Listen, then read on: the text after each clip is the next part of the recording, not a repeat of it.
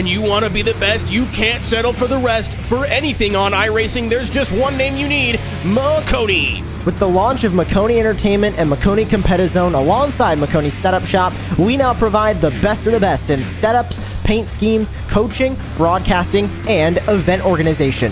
With cars across all 4 license classes, we have what you need to hit the track with confidence.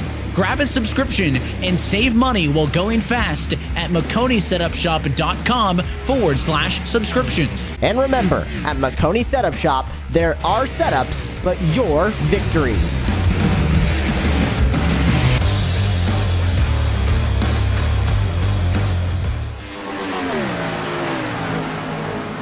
Well, hello and good evening, everybody. Welcome back to Maconi Entertainment, and welcome back to the monthly money race for Fast Fridays. Tonight's broadcast is, of course, being brought to you tonight here on Maconi Entertainment, here to bring all of the action to life. My name is Ron Mullins. Alongside me in the commentary booth is Alice Davison. Howie Burrows is our producer for tonight's broadcast. Well, Alice, welcome into the wonderful world of Fast Fridays. Welcome in here to Michigan with the Gen 4s. We're expecting this race to be a rather exciting evening of racing action and a rather fast-paced one as well. So what are your thoughts heading into tonight's race? Thanks for having me. It is a cold track right now. Michigan, 2 Mile Oval.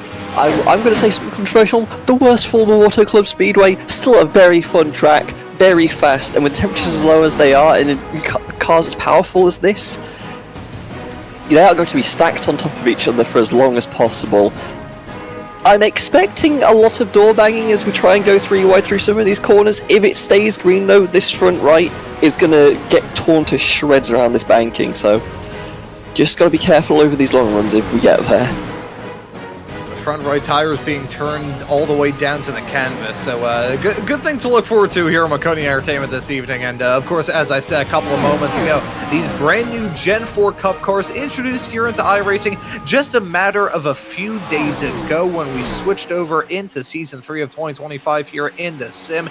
Got the brand new Monte Carlo and the brand new Ford Taurus. I know our producer, Howie, has got the Ford Taurus. I bought the Chevy Monte Carlo, literally loading into this right now. I had the old Gen 4 Cup car, but of course these brand new manufacturer specific ones looking pretty alright, I gotta say, and I think we've got some very good paint schemes to look forward to here tonight. 900 horsepower, which is insane, with technology in these Gen 4 Cup cars, which let's face it, they're not Formula 1 cars. They are just about anything but. Suspension, which I think you could probably find on horse-drawn carriages in Lancaster, Pennsylvania, and enough horsepower to basically kickstart a dying star. But built with such a way that you can handle 900 horses through these corners and be pretty secure through them. I turned a few laps in the practice we had prior to this, and the car does feel very stable going through if you're on your own. As we are on board with Talon Smith, just get it all the way down the track, you can pick up the throttle and just be mostly fine through the corner. Ooh. I picked a bad time to say that, admittedly, but that usually goes for us commentators, ain't it? Yeah, it's like 200 into the corner almost. It will be over that in the draft almost certainly. Get it all the way to the bottom. It appears the line is Talon's taking hours going up against the wall, and you can just hold it there and be mostly fine going foot to the floor all the way through the corner. And a rather festive ride here at Michigan, it must be said. It's a quick ride around here, though. These drivers going to look to have some fun. I know, Alice, you said a couple of moments ago, right towards the top end of the show, how this was the worst dupe of Auto Club, despite the fact that this track's actually older than it. Would you even include the old Texas World Speedway, which I think has now sadly been fully demolished? I don't know, it feels like they've been trying to demolish that racetrack for the past 35 years. Would you say it's even worse than that? No, it's worse with an E, not a T. Fair enough. I still think this is a fantastic track. I miss Auto Club. Yeah, honestly, fair. I'll tell you what. The last broadcast I did at a 2-mile D-shaped oval was at Auto Club. It was with a IndyCar league that I was covering on. We'll just say, as Johnny Carson used to say on the Tonight Show, on another network. And it was a 3-wide photo finish with the IndyCars, and it ended up getting spread onto the iRacing social media platforms. It was such a fantastic finish. So I like Michigan. It was the first big oval that I ever got the opportunity to broadcast on. Second oval, period. Second only to the glorious, the wonderful motorsports facility that is USA International Speedway, which I believe is now Walmart in real life. So really it made it up in terms of fantastic racing here on ovals, here on iRacing, and expecting some good stuff here for this evening's monthly Money Fast Fridays race. These drivers looking to win either a 1 meter, 3.3 foot tall trophy, or I believe it's $150 as well now that you get with it as well. So pretty nice payday and a pretty nice trophy that you can get at the end of this. But with warm-up taken care of, let's take a look at the starting grid. It's going to be Lars Chenoweth starting this race from the pole position. Daniel Solo set to join him on the front row. On your second row, it's going to be the number 15 car of David Lamb, next to the number 97 of Kyle Nadeau. Starting this race on the third row will be the 6th car of Wesley Lynch, and in P6 will be the number 9 car of Isaiah Fox, the 6 and the 9 starting next to each other. Nice. It's going to be Dean Brummett starting this race in the 07 car, fittingly in 7th, with Harrison Whitehead starting alongside in P8. In P9, it will be Jeff Tyndall, and in P10 will be Talon Smith.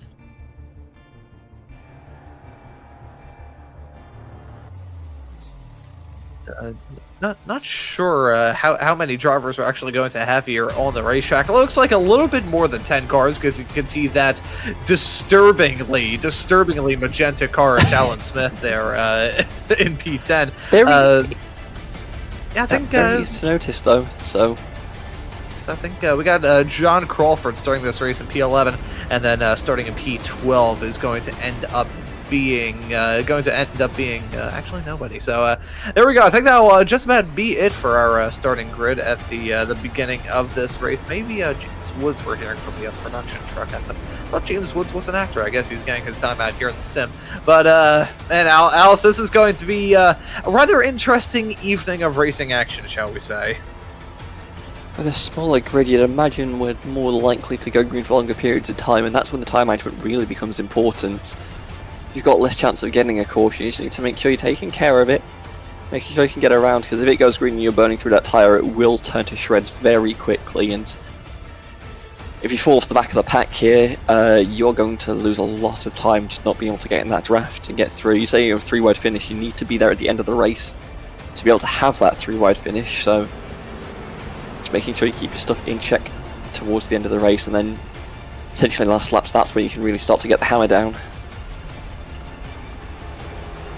Yeah, I have a feeling that these drivers will have more difficulties just trying to make it to the end of the race than they will actually being able to take the lead of this race. These Gen 4 cars going to expect some very good racing action, some quick-paced racing action here as well. For this race that we have coming up, 60 laps of racing action. Let's see how it's all going to shake out as a green flag set, and the drivers are on their way, looking like a pretty even kill start with both of our front row sitters as the roar of the engines echoes down the start-finish stretch off into turn number 1. Look at Lars Shennon with the number 22 car. He's going to try and take a commanding lead off into turn number 1 and 2. Meanwhile, side-by-side racing with Daniel Solo and David Lamb. Now Solo looking to get a run on the high side of the number 13 car to take the race lead. Just about gets clear out in front, just able to take that high line, build momentum around the corner. He's going to stay up there. Could have potentially got to the bottom, but Shenoweth showed the nose, so just giving the bit of room. Make sure we don't have any incidents early on as James Wood looks like maybe falling off the pack a bit through that third corner. But Solo still leads, Chenoweth still leads Lamb. As a complete lap on with Solo holding on to the race lead for the first, really the first 3 quarters of the lap was actually holding to the lead for the first quarter was Chenoweth. Solo held on to the lead for the final 3 quarters of that first lap as we have a driver up on the wall heading down the backstretch. Is that Isaiah Fox? Oh, just Jeff Tyndall, my apologies. No caution, the car stuck in the wall comes off, and I believe that's an immediate tow for Jeff Tyndall based on the way that car's handling. Unfortunate start there for the 31, but the race does continue under green, and Solo getting a lot of rear shot from Chenoweth, who dives to the inside once again. Look at these drivers all packed in together at the front of the field. Only one person out of it, that is Tyndall. Looked like that front right tire was potentially broken on that race car as they wrecked down the backstretch. Huge contact heading their way down. That's David Lamb and Lars Chenoweth coming to blows. You can see the hood missing off the number 15, the front bumper off of the 22. Those body parts probably already for sale on eBay. Meatball flags for the both of them. They're going to have to bring them down pit lane, but neither of them are going to. The green flag remains out. They're able to get their cars unscrewed down the backstretch. I believe it's only David Lamb with a meatball flag, which is rather surprising considering that car's of Lars Chenoweth rather screwed up in its own right. That was coming out of turn number 2 a couple of moments ago. These drivers having real difficulties coming out of that section of the racetrack as we see some more drivers scraping the wall out of 2. I don't know how that wasn't a caution. There was a car sideways dead on the track. Everyone carrying so much speed through the extra 2, trying to jostle for position, and they just got tangled up over each other. Obviously, Chenoweth's not going to be too happy with that, losing a great deal of the front clip there. He's probably going to be falling off pace massively at this point, but that is a wild sequence of events, and now Solo has the sole lead of this race. Yeah, Solo's holding on to it for now. However, you can see that 07 car of Dean Brummett looking all around the racetrack, trying to find any way in the book to be able to get past anybody at this moment. Get past your race leader, jump into the lead, and try and run away with it. I don't think that is going to be something that these drivers will be able to do, though. This is going to be a pack race going on at a steady click of well over 150 miles an hour, even all through the slowest parts of these turns if you're a little bit sideways through them. Look at the side-by-side racing between the 13 and the 07 down the front stretch into turn number 1. Here comes Brummett on the inside. You can see him running up the track a little bit. The 13 of Solo having to jump up another lane to try and take evasive action. Look at Kyle Nadeau as well. The number 97 car getting dangerously close to that outside wall. Look at the gap between those two racers. It looked like Brummett briefly tucked back into the draft of the number 13 of Solo. He just did that enough to get a run down into turn number 3 and 4. Back side by side, a little bit of a wiggle from the 07, but this is still an intense battle for the race lead. They do need to be careful. O'Connor is right there in the prime opposition to take a draft advantage through, gets to the inside of the 07, shoots it up the track, should be able to get clear down here, and there's the 22 going down a lap, unfortunately, but very nicely done there for the 97 to just get through. And might actually have a shot at the lead here. He's carried a ton of momentum through that corner, cutting to the inside line, shoots it down. I don't necessarily know if Solo can do enough on that high side to defend, but he's going to try. Looks like he's got half a car length, maybe even coming off the corner. And now Talon Smith sat in the background, ready to pounce as well. And Talon Smith's historically been very good in these Gen 4 cars in previous leagues I've seen him in, so looking to see if he can find a way through here. Could dive inside, chooses to stay behind this time, but the 97 not quite clear, does manage to pull ahead. I thought we were going to see the number 13 right rear hook the number 97 into the wall coming out of the turn. Got a little bit sideways. That or just misjudged how close that number 97 was on the inside of him. They're nearly going side by side right behind. They are going side by side with Talon Smith and Isaiah Fox. They're side by side at the front as well with Nadeau and Solo holding on the fog. Was a design decision. That it absolutely was. Looks like a nice, calm, cool, and crisp morning here in Beijing, China as they head their way down that start-finish straightaway. Who's going to try and go for the move this time? It looks like they're single file between P1, P2, and P3. Here comes Chenoweth. He is one lap down, but he's still being a bit of a thorn in the side to these racers. You can see he's involved in a battle of his own with David Lamb, who's also one lap down. Those two got involved in that drama heading down the backstretch. Thankfully, though, for these racers, they do have one faster pair allotted to them, but only one. After that, they are done for. So I think as much as they are going to maybe battle for the spots they've got right now, and also the lucky dog if there is a yellow that comes out, it's still a rather dangerous game for those two to be playing. I think Chenoweth just wants to take the outright lead of this race. The pace is definitely there in that 22 car. I don't know if he took tyres on that repair as well, but if he did, he's going to definitely have the pace to get through the field there, and if a caution comes out, you don't even need a lucky dog, you're on the lead lap. absolutely, and you can come and take another fresh set. And you can see how much pace this 22 has right now. Looking down the inside of the 13 of Solo, does manage to get alongside. He can just roll the corner so much better. Doesn't quite have the momentum on the corner X to really pull alongside properly, but is looking very racy right now. Yeah, I feel like just about everybody up and down this grid, even the two cars that are a lap down, they are feeling racy. They're risking it for the biscuit. They want to try and get this win and get the prizes that come along with it. I think if Lars Chenoweth didn't have that incident, he would still be a force to be reckoned with in this race. Even with that car and that driver who's probably kicked down a little bit after that moment earlier on in this race, he's still getting dicey. And speaking of dicey, it's side by side at the front as well. Solo taking that run on the inside to try and jump into the race lead. The number 97 of Kyle Nadu also looking to try and hold on to that race lead. They're side by side right behind with Brummett and Talons. Actually, no, that's not Talon Smith. My apologies. That's Lars Chenoweth. You see that number 22 car and you think, oh yeah, he's going to be involved in this race lead. I say that all knowing fully well that the car of Talon Smith, that is so incredibly bright. Oh, look at that, a sideways snap from him coming out of the corner. Oh, I don't know how they managed to hold on to that. Any of them when it gets that sideways, but yeah, Chenoweth not going away right now, does have the lead of the race, can't quite pull clear, but looks to just have so much more grip, able to roll the bottom so much cleaner than the cars around, so it's easy for the 22 to take the lead. Momentum not quite there on the insides to really take it outright, but shouldn't be too many more laps here. You can see just how much stronger the entry is there for Lars. Gets it all the way down the track, pulls very far ahead, should sweep up the track here and take the lead on track, but it is Solo still your race leader, with Brummett now taking second place ahead of Colorado. On the switchback from the 13, trying to roll the inside line here, doesn't get quite down the track the same way as the 22 did. Does take Brummett down with him. Looking to go 3 wide across the stripe.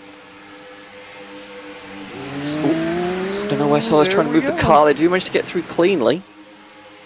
The 07 shoot the corner down here as Solo forced to take evasive maneuvers there, trying to get up the track. See, 07 can roll the bottom nowhere near as well, and it just lets the 22 pull further ahead.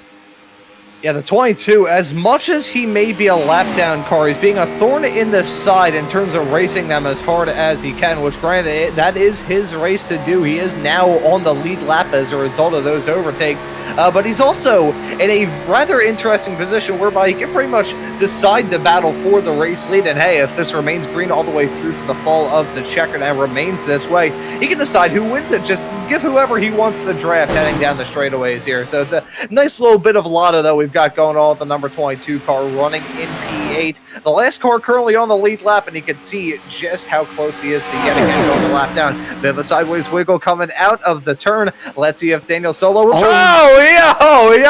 god damn, that could have ended in tears. Heading down the backstretch, that was Isaiah Fox. Talon Smith, I think that may have also been Dean Brummett. Holy cow, the fact that didn't end up in a 3-car stack up down into turn 3 truly boggles my mind. And Chenoweth is cursing that. He desperately wants this caution. You can see earlier he was moving around trying to give the second place car a draft, trying to force some side-by-side action, trying to bait out the caution. Doesn't quite get it, and now Solo's come back, trying to take the position at the front of this pack. But Colorado not giving up that easily. He does have the outside very much covered right here with the draft being given from Chenoweth. It's going to be side-by-side for the lead of this race into the corner.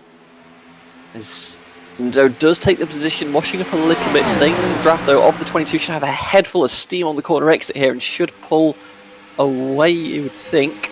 And indeed does slot in front.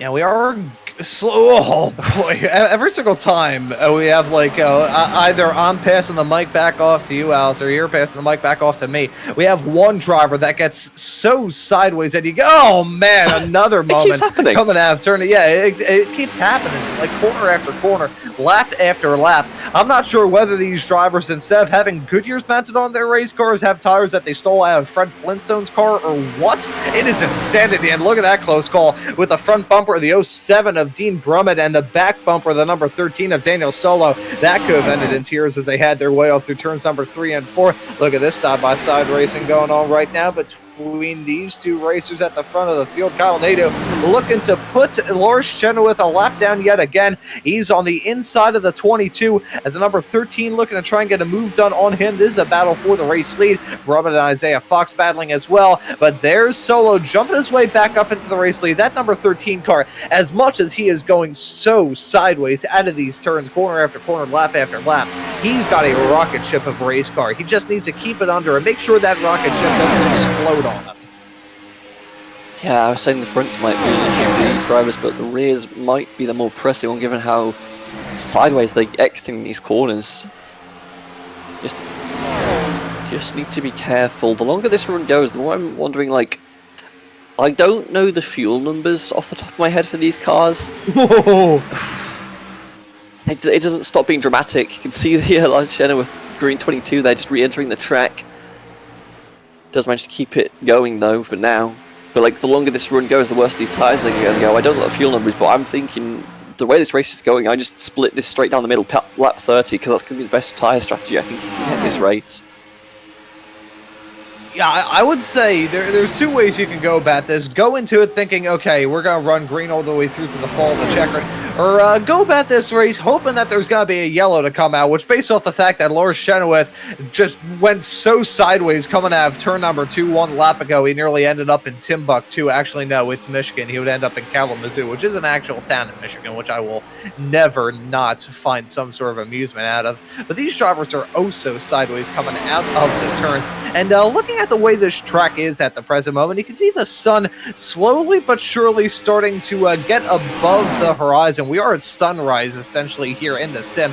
Track temperature is rather cool at a nice 69 degrees Fahrenheit. Again, nice. Relative humidity at 95%. These drivers are basically running through a giant bowl of soup at the present moment, which could explain why they're so sideways, as they're 3 wide down the back straightaway. That's Talon Smith, Isaiah Fox, and you can see the 07 trying to get involved in all of that action as well. Oh, 07's no. up in the fence. That's Brumman scraping the wall. Does manage to pull it off cleanly, but they are 3 wide. That car, the 22, is not handling well right now. It's the second time it's shot down the track like that. Lars Chenoweth is a handful underneath him right now. I think he might have pushed too hard, burned his stuff up to take the air quotes lead of this race, and now is paying the consequences with a field of drivers stacked behind. Ray take position as they get a little bit dicey up the track. Talon Smith gets into the side of, I believe that was the 9 of Isaiah Fox. But yeah, they are definitely getting aggressive in position here, 22 laps into this race.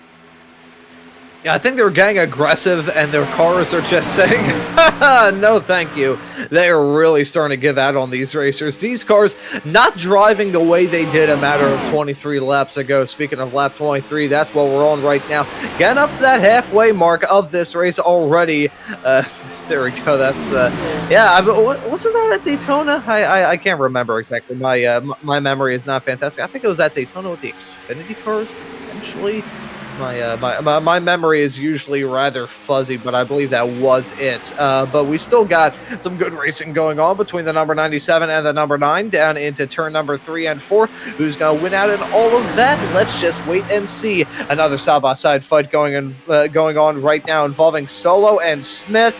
As much as Daniel Solo has hoped to run this race by himself, he has been anything but solo ever since the drop of the green flag. He has had multiple cars around him. He's not going to have a second car on the inside of him, as here comes the 9 of Isaiah Fox looking to jump into P2.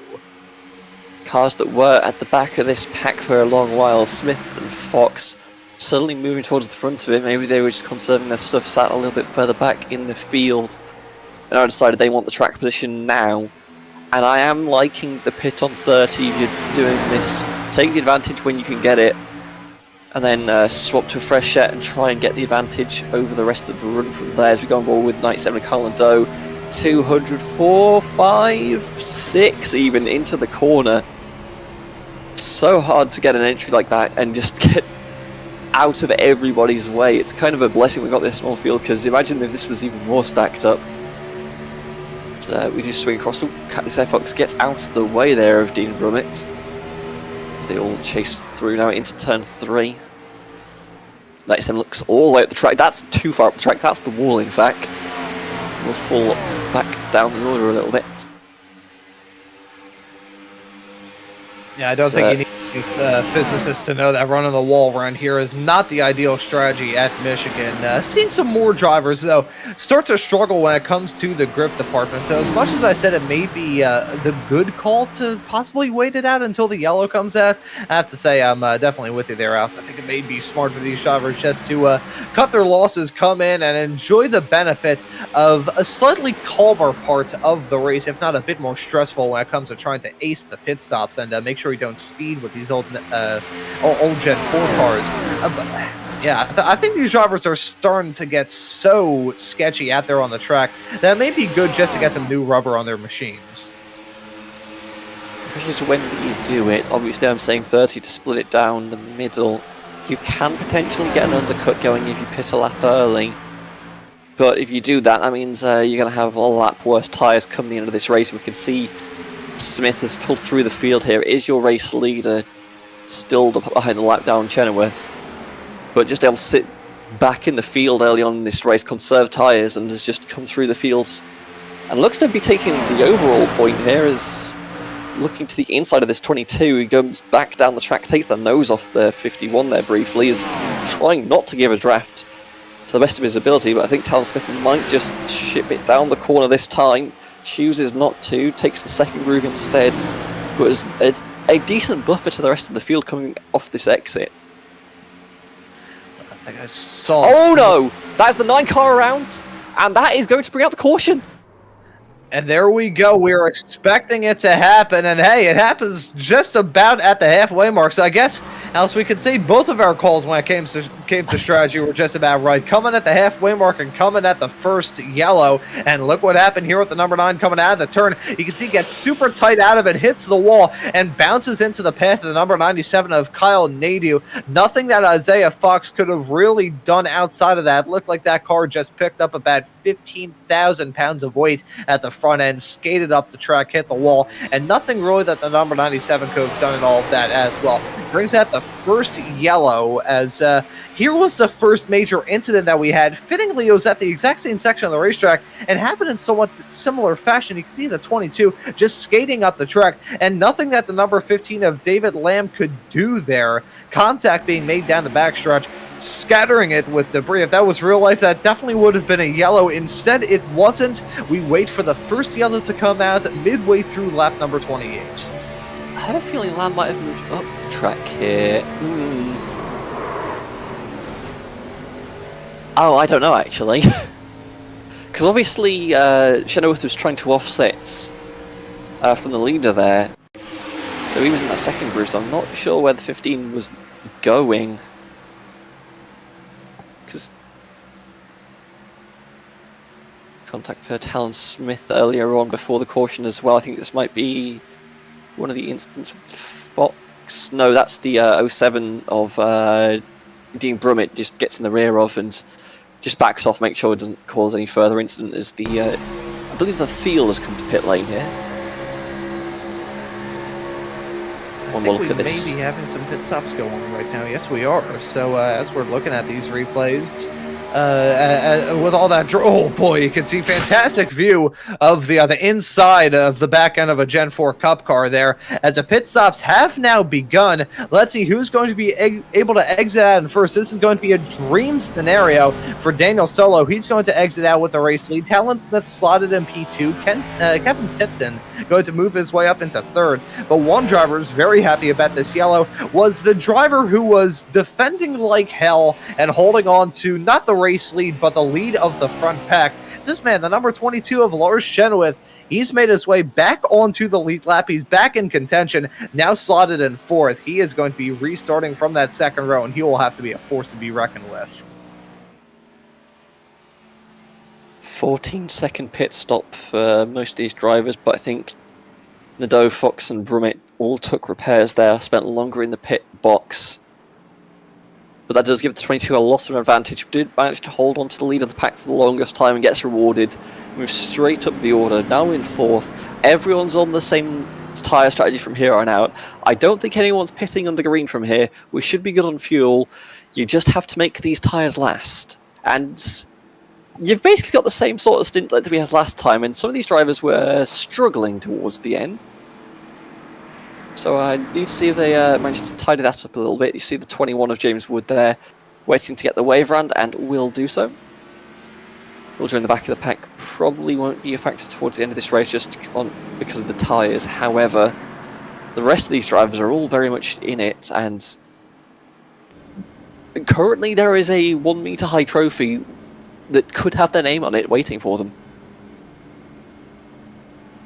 And I gotta say, I'm very much so a fan of trophies myself, and we've seen some of the other photos that some of these previous Fast Fridays winners have gone. Very, very, very nice trophies. Mr. Jeff Maconi does not spare expense when it comes to all of that. And I will say, we would like to congratulate. This is the first time I've been on a Maconi show since it was announced that Jeff is going to be running in the ARCA race tomorrow at Lime Rock Park. So gonna be nice to see him out there on the racetrack yet again. We'll hope that he does well in the other Alex. I believe it's the Alex Club Motorsports number 86 that he'll be running this upcoming weekend. And other interesting news about that car. Colby Evans, who some of you may know in NASCAR Twitter circles as he runs a ARCA account that keeps track of a lot of stuff. He's going to be running in that car, I believe, in a couple of weeks at Iowa, his hometown track as well. He's a nice guy. Followed me on Twitter for many, many moons. For whatever reason, I do not know, but he does follow me. And nice to see some names that I recognize out there on the ARCA racetrack. And, of course, our old pal, Mr. Brain Last, our Maconi Entertainment colleague, will, of course, be out there for the ARCA races as well. As we're back to racing here at the Gen 4 Cup cars, we're back to green here at Michigan. Solo getting off to a flyer of a restart. Going to try and lead them comfortably down into turn number 1. Meanwhile, Talon Smith going to have to fight like hell to remain in front of Lawrence Chenoweth. We'll just about hold to P2 through the first set of corners, but a brilliant jump from Solid does mean that 13 goes uncontested for the lead of the race, but it doesn't matter because Talon Smith's got the run. He's going to dive up the inside and try and take to the lead. Wraps the bottom of the track very nicely. I think that 13 is struggling to just keep that position. Yep, moves down the track, just settles for second place, wants to hold off the 22, who's on a charge right now. Started in 4th, up to 3rd on that outside line. And looking to potentially move forward. They are 3 on top of each other. 22 on the inside of 13 coming into turn 1. And they are squeezing hard down the track. 22 almost off the track entirely. Last Chenoweth just about holds on to the track, but can't get the position. Yeah, and they are a single file for now. Don't get used to this because we probably won't have it again between now and the end of this race. These drivers have treated us to a fantastic show up to this point, and expecting no different throughout the rest of it. Running on board with Talon Smith, he's going to be the one punching the hole in the air as side by side between Solo and Chenoweth. You can see Solo nearly running Chenoweth off into the apron, down the start-finish straightaway, off into turn number 1. They are still close to making contact, heading their way through the turn. It's a matter of inches, millimeters even, between those two race cars. A sideways snap from Isaiah Fox coming out of the turn, but this battling at the front of the field is somehow even more intense now than it was a matter of about 15 laps ago when the cars were driving like the wheels were bolted on them sideways. They have the grip right now. They want to use it to try and take the track position. You can see some of the drivers towards the back of this stack potentially could have the advantage in the later going of this run, but right now the 22 just wants to take the point back. Had it for most of the run after taking that repair, but can't quite get clear of Daniel Soler right now. That's going to invite Isaiah Fox to dive down the inside. 3 wide potentially coming into the corner, and Dean Brummett is also trying to give the shove to the 13. Does manage to get alongside, goes all the way up the track, does the 07. Manages to wrap the corner nicely there, but has nowhere to go on exit because the 22 is just going to clean up in front, and that's going to leave Isaiah Fox to go all the way to the back, I think. No draft partner means you just don't have the velocity on the corner to really get anywhere. But they are on top of each other, and we've still got 25 laps to go.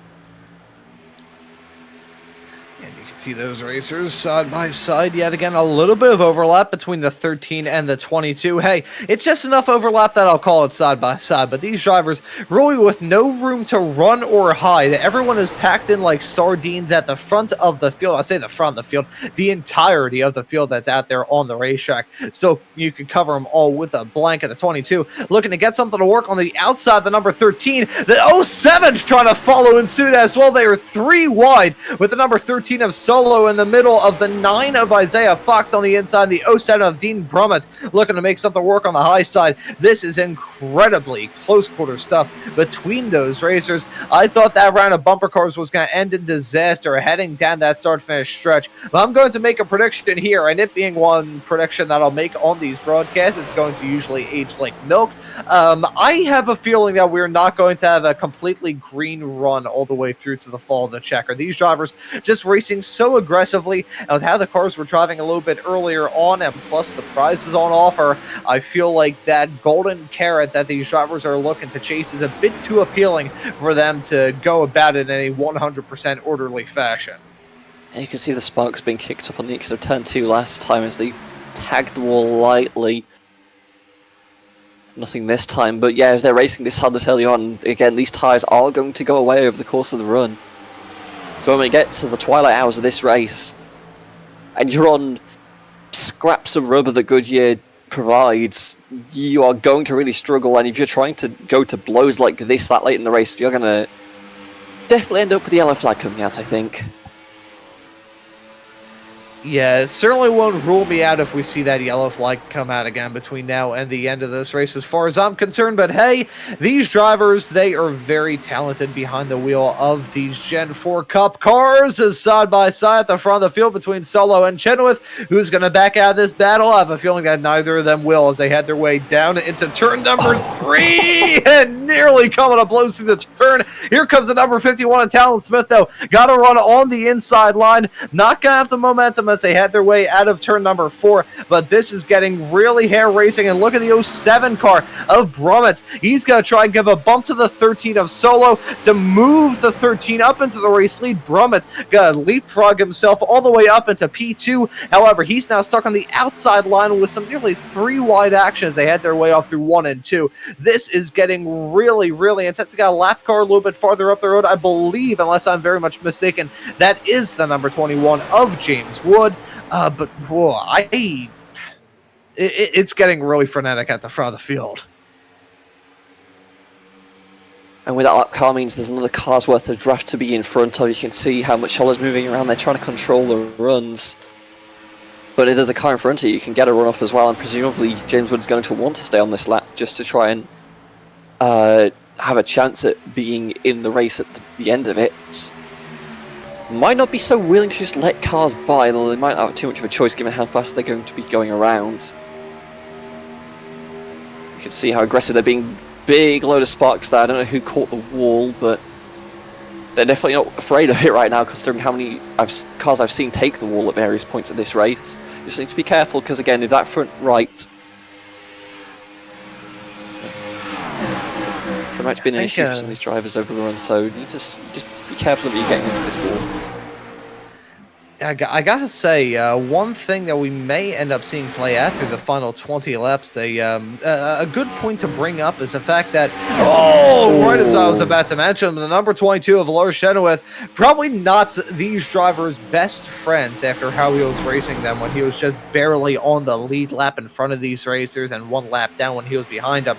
Wasn't really being, granted, it is his battle to try and have, but at the same time, you know, as much as it was within his full right to be able to race him as hard as he did throughout his entire career, Brian Newman exactly wasn't everybody's best friend out there on the racetrack, because he would fight like hell, try and hold off on every single possible spot, and Chenoweth certainly did that when he was running into some difficulties in the earlier stages. So I'm not sure if anyone is going to give him too many breaks between now and the end of this race. That kind of rhymed, kind of didn't. I'm not really too sure. You can tell I paid attention to English class when I was in school. Talon Smith is holding on to the race lead. Daniel Solo looking to do a switchback on them. Those, they head their way out of turn number 3 and 4. He goes for the move down that start-finish stretch off into turn number 1. Got the lap car, the number 21 of James Wood. He's going to be a bit of a rolling roadblock in this fight. How are these drivers going to deal with that lap car situation going on right in front? The 21 dives down to the apron. Good stuff there from the 21, playing the sportsman role to try and avoid affecting this battle if at all possible. He did that successfully, so my credit where credit is due to James Wood playing the sportsman role there. But Talon Smith Holding on to the race lead still, Daniel Solo slotted in P2, Lars Chenoweth, Dean Brummett, Isaiah Fox, David Lamb, Kyle Nadeau, Kevin Tipton, and James Wood round out your 9 cars left out there on the racetrack. Tipton, the last car, still on the lead lap, a little bit farther back from this pack that we've got on screen right now, which stretches from P7 all the way through to your P1 all the way through to your P7 runner right now of Kyle Nadeau. They are definitely getting aggressive, but Talon Smith, small gap to work with here. Has a few corners where you don't need to worry about the car behind. I think Daniel Solo's views have been firmly set on Lars Chenoweth. You were saying Chenoweth might not get a lot of fair running based on how he's driving earlier. I don't think any of these drivers can get fair running. I think they're all out here for themselves. They know there's a big prize for winning this race right now, and they want to be the one in control when the checkers come out. So right now, you can see how aggressive they're being at just trying to hold on to these positions for as long as possible. Oh, I say that, the 13 gets spun, 22 collected. That is the 07 in the wall as well. 3 cars collected, and another caution comes out. And yet another caution coming out as a result of an incident. It's the second one in this race. And let's take a look at what brought the yellow out. You see them heading their way down the front stretch off into turn number 1. The 13 lifts out the throttle a bit and just got ran over completely from Chenoweth, totally on the 22. Wrecked himself and 2 good race cars out of all that. That will just about take the number 22 out of this race as a result of that collision. Let's listen into that race car as he heads his way down into the turn. And yeah, that was just a total misjudgment as far as I'm concerned for the 22. Really unfortunate that the 13 and the 07, 2 very good race cars, got taken out of that. The 22 was a good race car. He's completely out of this race now as a result of all that. Had 1 fast repair that was still allotted to him, but as a result of that, he's probably going to be done for. So unfortunate way for this green flag run to come to an end, and totally on the 22 as far as I'm concerned. Hard to argue with you. I just feel like I caused that, given that I was saying about how people are going to get raced very hard here. And then all of a sudden we have a massive pile-up. The classic commentator's jinx. That's exactly what that was. I don't get too many of those, but when they hit hard. And a couple of hard-hit cars going to be making their way to pit road here. I'm just interested to see what Talon Smith does. Obviously had the outright lead. Didn't get collected in anything. Probably going to come down here and take tyres, and will do so. The field should follow up. So Lars No Fast Repair will be in the pits for a while. Everyone else should have Fast Repair, so should be okay. Trying to find the 13 on my timing screen. It is in 8, so towards the back of this pack. Will definitely be cursing the name Chenoweth for a while, but should be there for the end of this race. And thankfully, I looked through. I don't believe anybody has any meatball flags at the present moment, although certainly some damage on some of these race cars. It's such a shame to have a moment like that come down. But hey, I can't say I 100% was surprised by a moment like that taking place. It's a side-by-side fight, though. Coming out of the pits, the 07, despite getting involved in all that, going to exit out with the race lead. Use a little bit of time to pull out those fenders, but there we go. There is your race leader coming out of pit lane. It's the 07 of Dean Brummett. That worked out very, very well for him. I wonder whether he went on some sort of alternate strategy, maybe decided to take only fuel there, maybe just tires, skipped out on the fuel potentially. Not exactly sure what happened there. The 07, though, out of there very quick. He just had a very good stop, according to our producer, Hallie. Looking at the pit delta, just 1 second faster over pit lane. Still took half a second longer on the pit stop itself, but able to get on and get off faster and managed to get the lead of this race after a caution for a wreck in which he was involved and heavily damaged in. Not a bad running there for the 07, who'll have point, I believe, for the first time in this race, actually. So, look, Dean Brummett feeling very happy about that sequence of events. Obviously, no fast repair left if it does come to another set of blows, but for now, things are looking up for Brummett. There's 22. The pace car's just past the start zone. Taken the stripe. So he's going to stay on the lead lap, but that car still looks banged up. I don't think Lars is in a position to win this race yet. If we get another caution, another set of repairs, maybe, but I wouldn't bet on it. Yeah, I have a feeling that there has got to be something sour on that race car, as we are going to be getting it restarted this time by, and I'm not sure if the number 22 will have the time to be able to catch up to these to the rest of this pack. He's heading his way presently through turns number 3 and 4. I think he may be good when it comes to pace. We'll just have to wait and see. Heading his way down the start-finish stretch right now, scraping the wall a little bit, even as he's running around here. I think it may be close. What he may end up doing, remember? No, he's fine.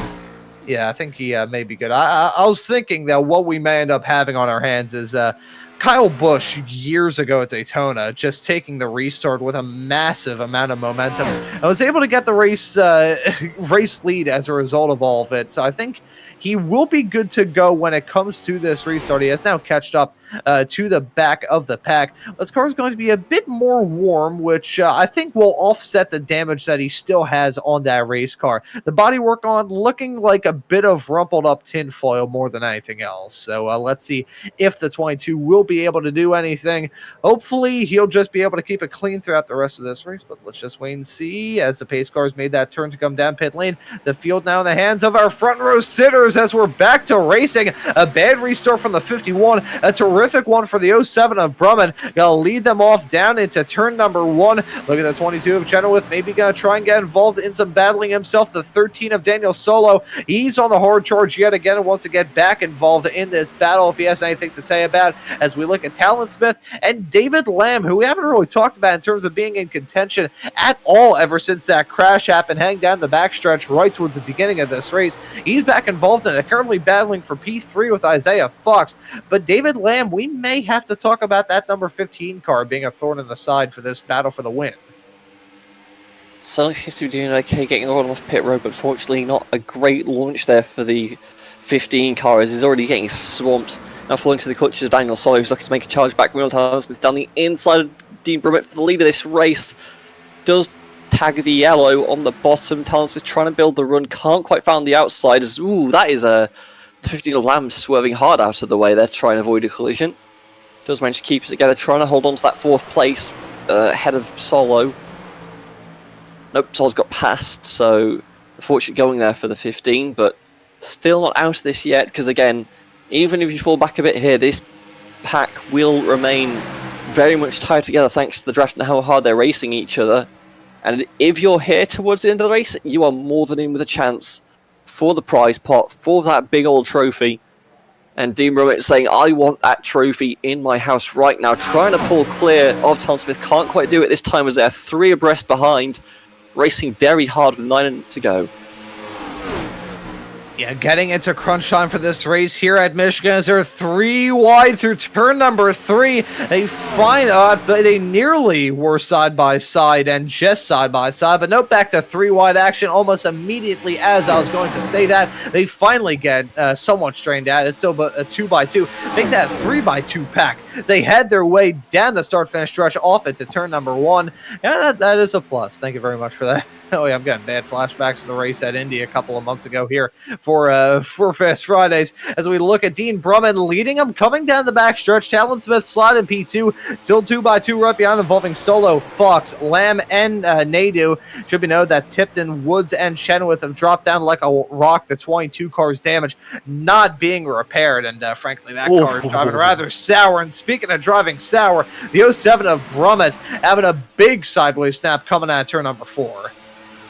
I'll say Brummett's doing a very good job right now. I was worried that Smith was gonna, after the launch, because Smith's been struggling in the launches, it would seem today, but once we got a few laps and Smith would just go right past the 07. No, Dean Brummett's done a very good job just holding it outside, holding the momentum of these corners, making it very hard for Talon Smith to actually get past. Has managed to hold on to the lead now for a few laps. It's looking very convincing. It has more than a good shot of winning this race right now, just being able to hold this position. Yeah, still holding his own, trying to be there at the end of this race, as you can see. Squeezing a little bit as well, yeah. Yeah, the close quarter stuff at the front of this field is fantastic to watch, but it is also incredibly unnerving to watch as well. As the laps continue to tick away and these drivers go 3 wide at the front of the field, look at the 13 trying to make something work on the high side there. Oh! Oh boy, that could have ended in tears with the 51 of Talon Smith having to take a trip to Kalamazoo coming out of the turn. Wowzers, wowzers, wowzers. That could have been another yellow.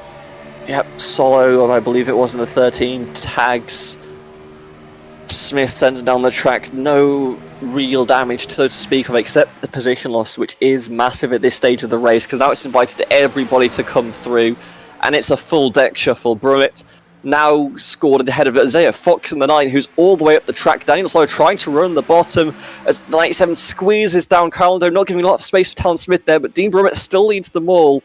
5 laps to go, and I don't think we're done wrecking, I'll be quite frank. Yeah, you know, I have a feeling that these drivers, they've been playing it so fast and loose ever since the drop of the green flag in this race that something's going to have to catch up with at least one of these racers. Talon Smith, my thoughts exactly. Holy crap, that could have been an absolute catastrophe coming out of the turn. Threaded the needle. It had to have been probably about 3 inches from the front bumper to the back bumper. Oh! Nearly saw the number 97 of Nadu take out the 51 of Talon Smith, skidding up the track.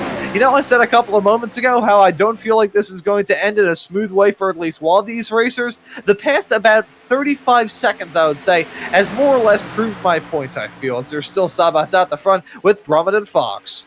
Yeah, we're still doing this. Everyone is taking shots at everybody, but Dean Brummett still has position, still has point. Nobody can get to his outside, and he has the ability to just hold the momentum going around this corner. It is going to be nigh impossible to take the 07 away from the lead of this race, given the way that everyone else is throwing bombs at each other right now. Isaiah Fox currently sat in P2, might have a run here. Talon Smith now behind. Solo's fallen back a bit, won't be able to challenge immediately. We're coming to 2 to go. The 9 does take to the high side, but the 07 should clear up, and then it's going to be Bedlam coming towards 2 to go. Yeah, it's going to be pandemonium. It's going to be chaos, bedlam. Man, every single phrase you could use to describe a crazy situation is probably what we're going to have at the end of this race. These drivers looking for some pretty nice prizes if they can get the job done. And we've got some very quick race cars. Really, the top 5, I think, all have a good shot to be able to do it. It's not going to be one of them, though. That's the moment for Smith. He gets clobbered by the number 97, who bangs into the outside wall. A huge hit for the both of them. The yellow going to come out. That'll just about be game, set, match for the 51 of Talon Smith. Has he used his fast repair? I don't believe he has. We'll certainly have to use one if he does. As a result of that moment coming out of the turn, gets mega sideways, gets hit big time by the 97. Squeezing too hard through the middle of the corner. I'm not sure what happens here.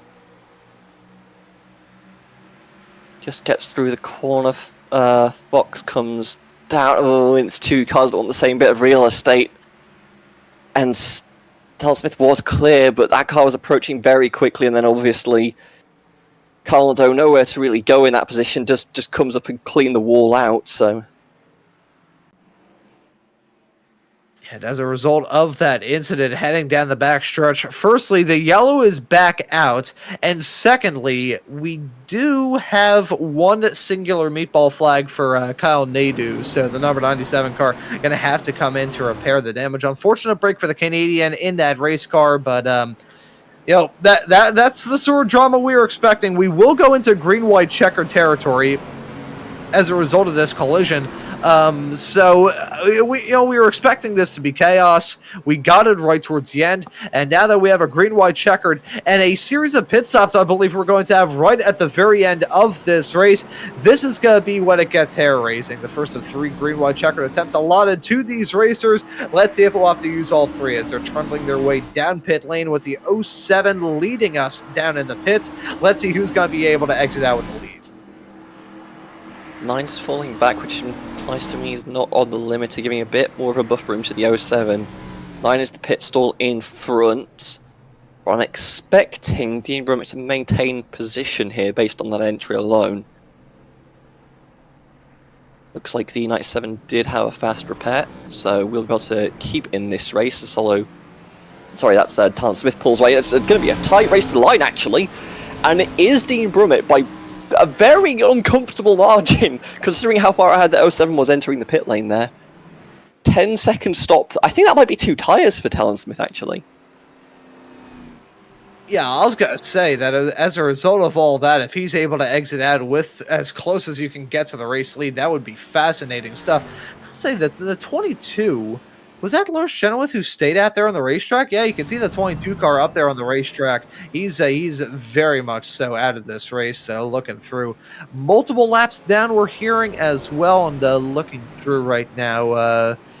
Yeah, and not having a very good race if you are the number 22 of Lars Chenoweth, 4 laps down, has had a very tough, torrid time of things after that collision. The damage still on that race car, and looking through, actually hearing right now, picked up a end of line penalty. No. Ooh.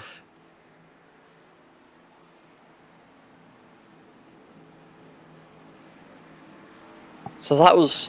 Well, if you've got an end of line, you've took 2 tyres, Talon's doing the right thing here. You're going to be at the line anyway, go back in, take 4. You're going to be at the end of the track anyway, you might as well take the best mechanical grip you can.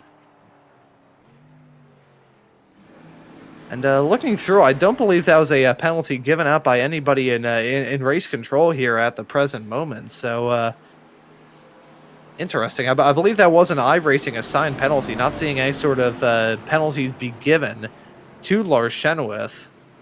That is, gotta love iRacing. Has a fantastic ability to completely gut your race. I mean, you know, if you're speeding on pit lane, you're speeding on pit lane, right? Like... Potentially. Oh,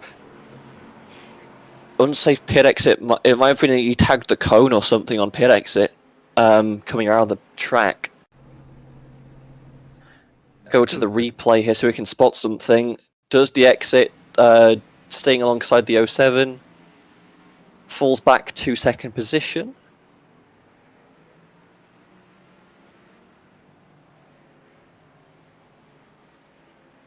Looks...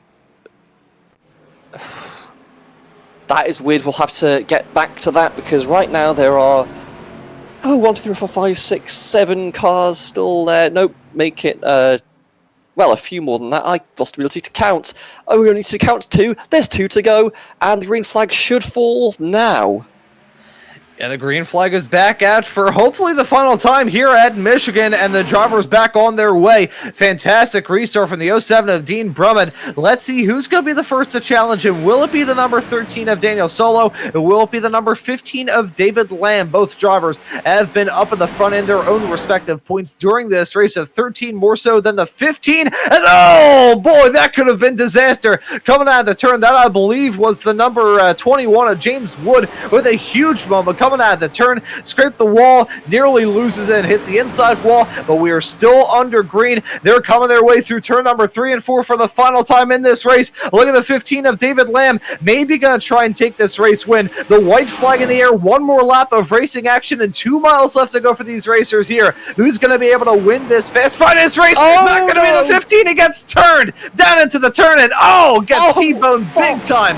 That was a huge moment with himself and Isaiah Fox. Neither of those drivers going to be contending for the race win at the end of all. We remain green here at Michigan. Dean Brummett with a huge gap as he has his way down to turn number 3 and 4 for the final time in this race. The number 97 of Kyle Nadeau had a meatball flag a little bit earlier on in this race, but he's got a photo finish of his own with himself and Talon Smith. Dean Brummett go win the race and the prizes. It's a photo finish behind, though, for Talon Smith and Kyle Nadeau. They finished P2 and P3 respectively. Smith gets the edge over Nadeau, but Dean Brummett going to capture the trophy and the $150 paycheck that comes along with it. Fantastic stuff from the driver of the 07 car.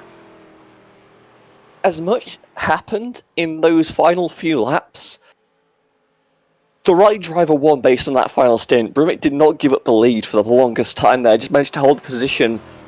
Really had no one challenging properly over the long stint, and obviously he's able to hold everyone behind, and while they were trying to race for 2nd place, the 07 just pulled off and into the distance and will come around and presumably get it burnt down the front stretch for us.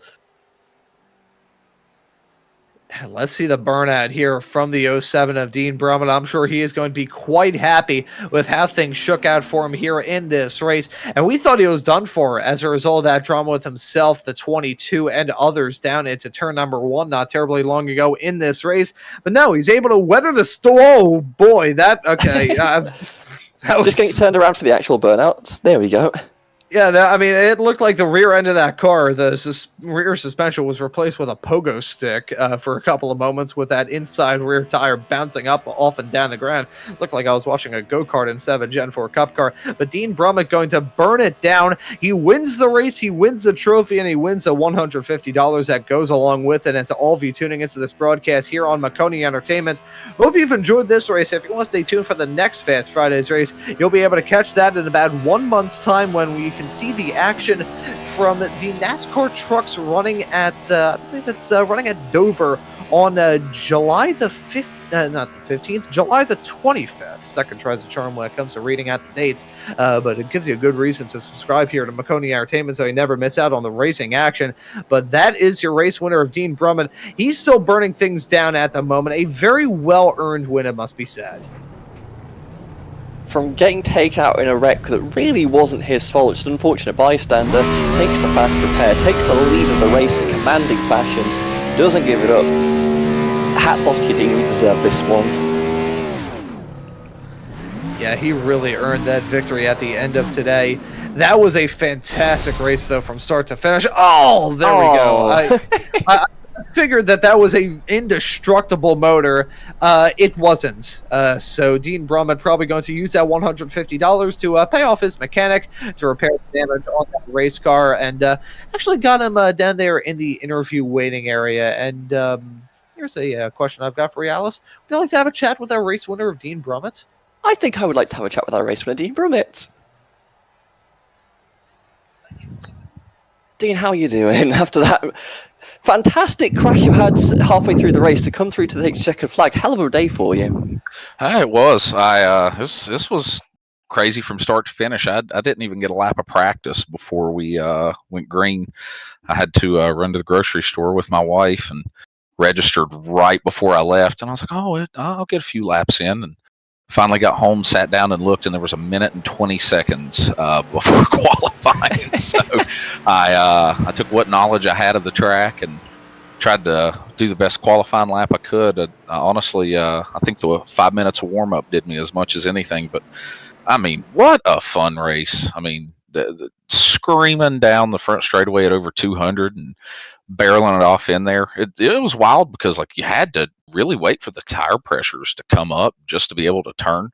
And both those restarts there at the end, I was like, oh man, I went off for turn 1 and thought I was about to bend it off at 2. And hate to see some of the wrecks that you did, because there's just a lot of good competition there, and just basically managed to do what I do best a lot of times, and that's just survive over everybody else. Yeah, speaking of wrecks, talk us through that first wreck, because obviously you were the innocent bystander caught in, I think it was Solo and Chenoweth's nonsense, and suddenly you're in the wall. Yeah, so I know there was one at the start. I think it was Lamb and Lars, and just managed to miss that. And then, like you said, the other one, I went off into the high lane thinking, okay, hey, we'll just put some clean air on the nose, get a little run off of 2, and next thing I know, I'm looking at a driver's side door, and I'm like, uh-oh.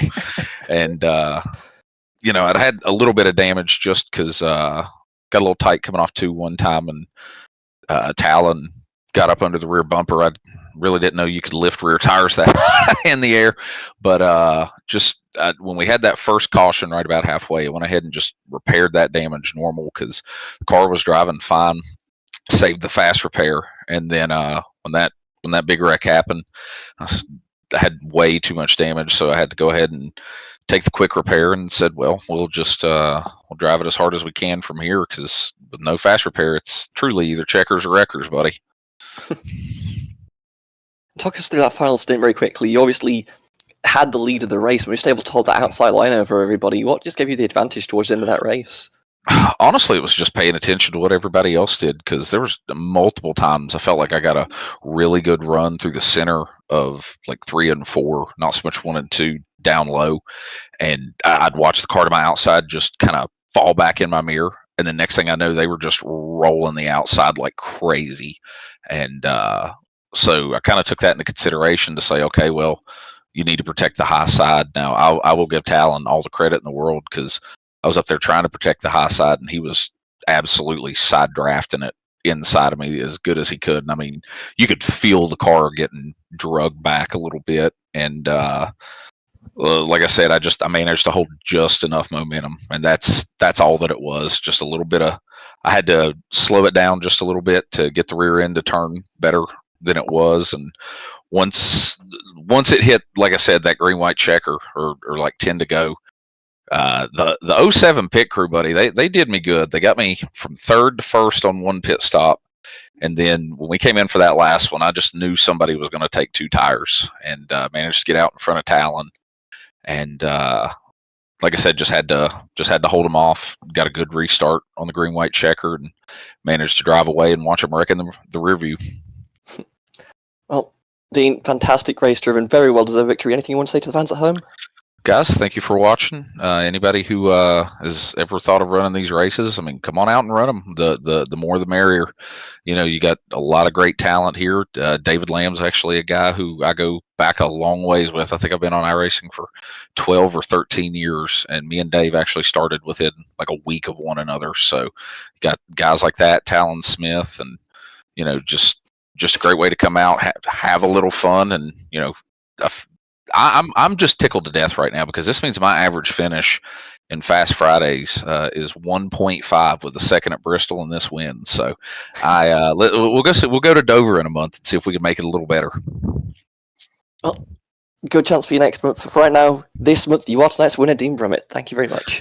Guys, one last person I got to thank. Listen, all glory goes to God. I want to thank my wife for allowing me to even have a chance to run this race tonight. And thank you to Jeff Maconi for putting this thing on. Have a good night, guys. Yep, thanks again.